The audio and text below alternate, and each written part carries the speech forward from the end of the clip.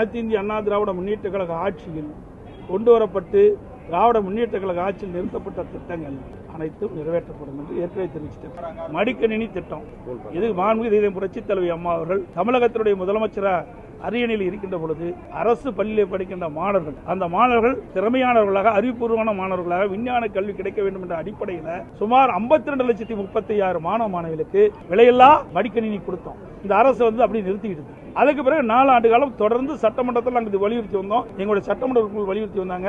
நாங்கள் தொலைக்காட்சி மூலமாக எங்களுடைய கருத்தை தெரிவித்தோம், அறிக்கையின் மூலமாக தெரிவித்தோம். ஆனால் 4 ஆண்டு காலமாக மடிக்கணினி வழங்குகின்ற திட்டத்தை இந்த அரசு நிறுத்தி இருந்தது.